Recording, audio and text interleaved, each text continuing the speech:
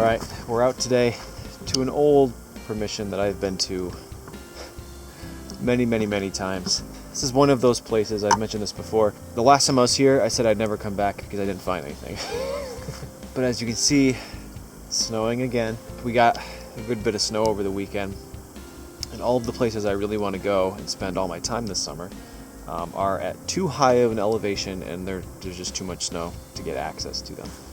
So today, I came here because it's the only really old place that is accessible right now.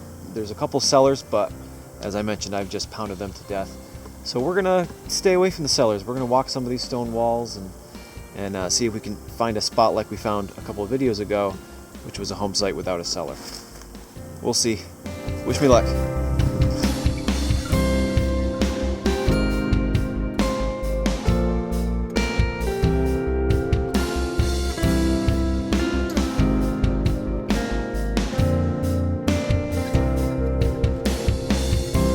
Alright, well, you can see here, I just dug a little tiny tomback button.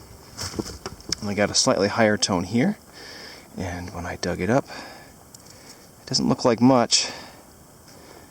Piece of brass, but you can see from this little hinge right here, this is a very small piece of a colonial era shoe buckle. So that gives me some hope for what else we can find here. This is very cool. Even a little fragment like this is still important.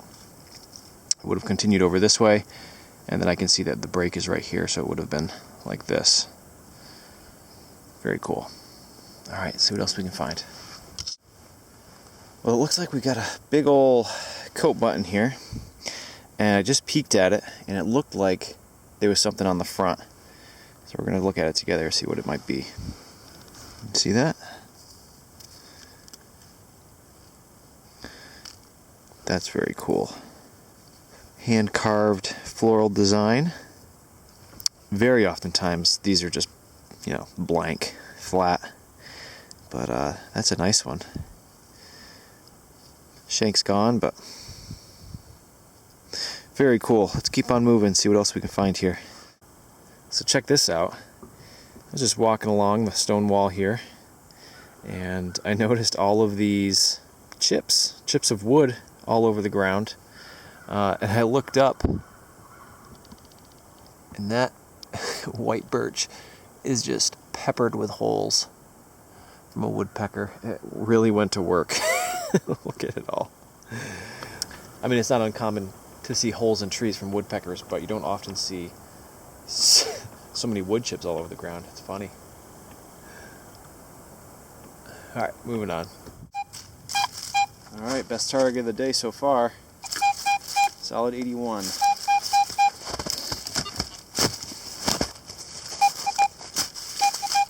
Still down there, still an 81.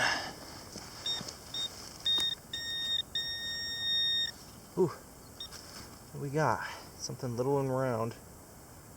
Nice, it looks like it's a coin. Copper. Geez, it seems like it's slightly smaller than a size of a large cent. Let's see if we can get this cleaned off enough to identify it. Man, I don't know. That is pretty smooth. Get my flashlight. Alright, well, I unfortunately cannot identify it out here in the field right now. Essentially, there's no detail left. There's a little bit right there. Hopefully that'll be enough to identify it once we get home. But that is morale boosting. I've been out here quite a while already, and aside from a bunch of buttons, this is the first piece of coinage. It's exciting. Alright, well, it looks like we just came upon a little mountain stream here. You can see it's bubbling out of the ground over there. It makes its way down the mountain. And I'm just looking at the bottom of the stream, and I'm seeing all kinds of glass and brick and all kinds of stuff. It's obviously a big piece of brick right there, but if you look under the water, all these little red specks. Wonder if we can see anything else in here. Some blue pottery. There's a bunch of brick in here. Let's work our way up and see if we can spot anything interesting. There's a big piece.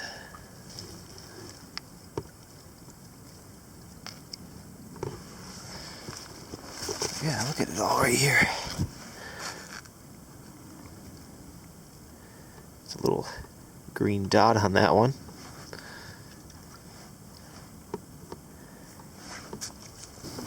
Now this spring, there wouldn't be a whole lot of turbulence in there to push stuff downstream. So I imagine this stuff has been sitting here since it fell in. I think we should run our metal detector up and down. All right, let's do that.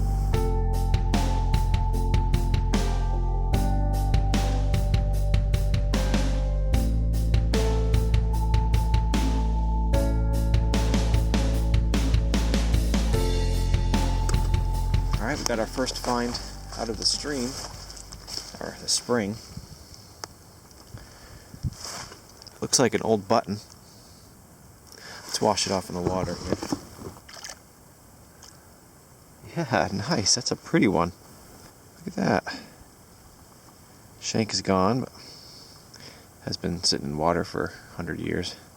Actually, I'd probably guess this is early 1800s, early to mid. That's a nice one. Alright, let's see what else we can find. Got a woodpecker on this tree next to me. You can hear it. Alright, that's about it from the spring.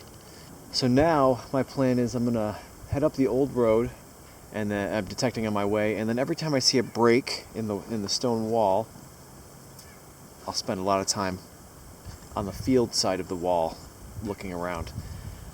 Because every time there's a break in the wall, that means there was a lot of traffic through that spot. Up we go, and I'll see you again when we find something.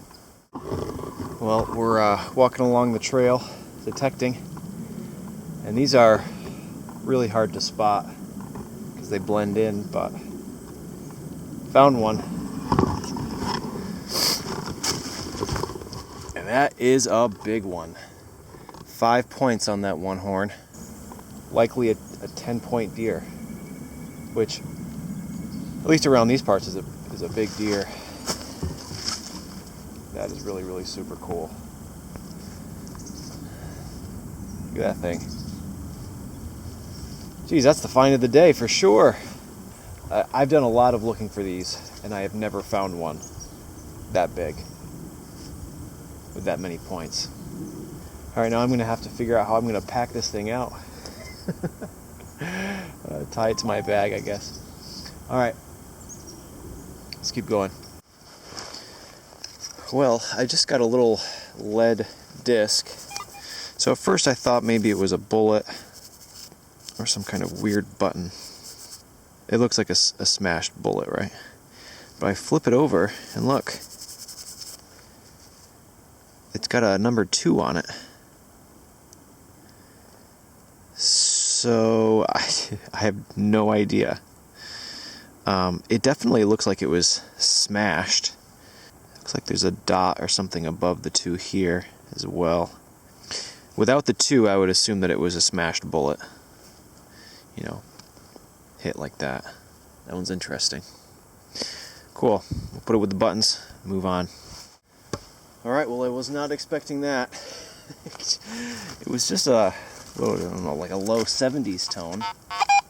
Now it's beautiful 84. But we got a copper coin here. Oh, wow. Can you see that? It's a Drake Bust American Large Set. 1 cent. There it is. Wow, the back is beautiful. Look at that. The front's not quite so good, but I think I'm going to be able to clean it up pretty nice at home. If you look at that, that's amazing. And I think I'll be able to do the same thing to the front. See, there's this layer of crusted dirt on there. I'll take some hydrogen peroxide, you know, the stuff that stings when you put it in your cuts, and I'll throw that in the microwave until it's boiling, and then I'll drop this in, and really all it does is it takes that dirt, organic material, and it dries it out super dry, and then it comes off really easy. So that's a beauty. Man, the back is awesome. Look around some more. You probably won't be able to see them, but I just spooked 2 deer. I was walking along and they saw me and they took off, and then I stopped and they stopped, so they're still standing there. Let's see if we can get them moving again. 1, 2, 3, 4. 4 or 5 of them at least. Couldn't tell if one was missing an antler or not.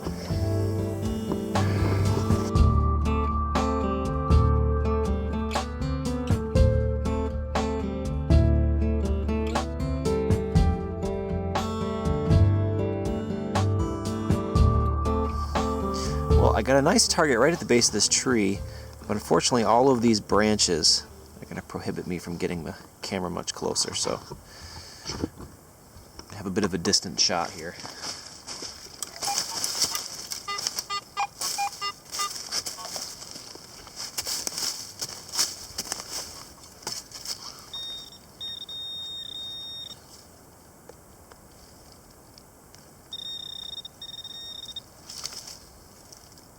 It's a button. It's probably early 1800s. You'll notice how shallow it was. Somewhere along the way, a little sapling started growing next to it, and over the time, the roots pushed this thing up right to the surface. Pretty cool. All right, let's keep going. All right, we've got a pretty nice target here, right in this game trail you can see coming through this way, and right next to some evidence of those deer that we saw. 79, 80.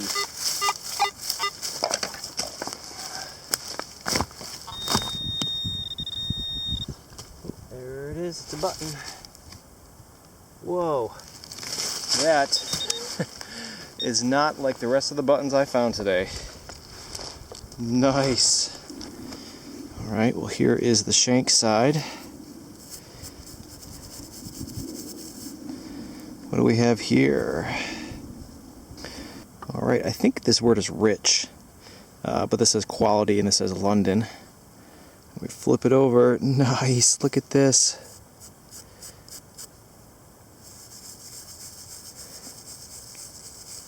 Wow. So there's a military button, and I do not know what this is off the top of my head. We've got an eagle and a shield, 16 stars around the outside, and it was made in London. A lot of the buttons back then were made in London, but a lot of our military buttons were made here. It's exciting. Man, that's really, really cool. You know, I find so many buttons this size that it's hard to get excited about them after the 5th or 6th or 10th or 20th of the day. So whenever you flip one over and it actually has something on it, it's a good feeling. Alright, not a bad day for a place that I wasn't very confident I was going to find anything. In fact, I didn't really film much for the first probably couple of hours because just coming out to have a good time. Wasn't expecting to find a lot, but we found quite a few things here. So of course we found our white-tailed deer antler, 5 points on it. That is by far the most points I've ever found on a shed. And in case folks didn't know, every year white-tailed deer will grow these, and then in the early spring they just fall off, and then they'll grow a new pair by next fall. So you would think they'd be all over the forest floor, but they actually get eaten up throughout the summer by mice and birds and stuff. So this is the time of year to find them, and we did. So we have 12 buttons. This here is actually a wheat penny that I just destroyed with my shovel. I don't know what the date is on it. We got 2 rimfire rifle cartridges, and I found some of those in the past real close to here, and they ended up being Swiss military rifle rounds. I don't usually take rifle casings home, but those are especially cool. We got a little iron buckle. We've got a piece of our shoe buckle. This is an ox knob, go on the end of ox horns. A single musket ball. We've got our mystery piece of lead with the number 2 on it. We got 2 coins. We had a drape bust large cent and a mystery smaller cent and our military eagle button, flat button. All in all, pretty good day, I'd say. So we're unseasonably cold this year. You can see there's clearly still snow everywhere, and normally this time of year we're out of this, but long winter. So as I said, a lot of the upper elevation areas, the places I'm really excited about being, are all still inaccessible because of the snow. So hopefully in the next couple of weeks we have some real nice hot days and we can get up there. So thanks for watching. I'll see you soon.